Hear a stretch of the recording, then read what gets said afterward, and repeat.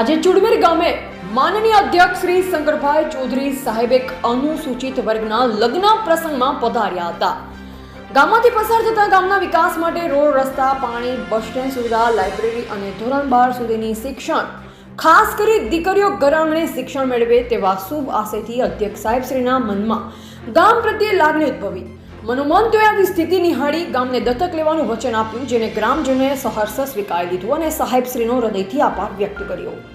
ગામના સરપંચ અને સભ્યો ઉપર સરપંચ વગેરેના ખબર અંતર પૂછ્યા એટલું જ નહીં, એક અત્યોદય પરિવારનો બાળક બંને કિડની ફેલ હોવાની જાણકારી મળતા જ મનીષકુમાર જગદીશચંદ્ર વરણના ઘરે રૂબરૂ મુલાકાત કરી હાલચાલ પૂછ્યા.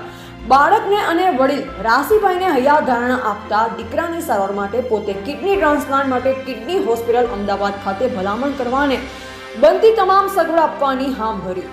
દર્દીનું મનોબળ વધારી માનવતાનું ઉદાહરણ આપ્યું. આ પ્રસંગે સાહેબ સાથે ગામના કલ્યાણભાઈ વરણ, શાંતિભાઈ વરણ, જાનલા ગામના નિલેશભાઈ સરપંચ, ચુડમેરના ઉપસરપંચ રઘુભાઈ, પૂજાભાઈ, હરચંદભાઈ પરમાર, રૂડાભાઈ કરણપુરા, રમેશભાઈ સોલંકી, વસરામભાઈ દેસાઈ મલુપુર તથા ગામના પાંચાભાઈ, પરબતભાઈ દેસાઈ, ગિરીશભાઈ, રતનસિંહભાઈ, બાબુભાઈ, ગંગારામ વગેરે સાહેબશ્રીનો આભાર વ્યક્ત કર્યો. સાહેબશ્રી દર્દીના નજીકના સગા હોય એવો ભાવ જોઈ રાશીભાઈ ગદગદ બની ગયા.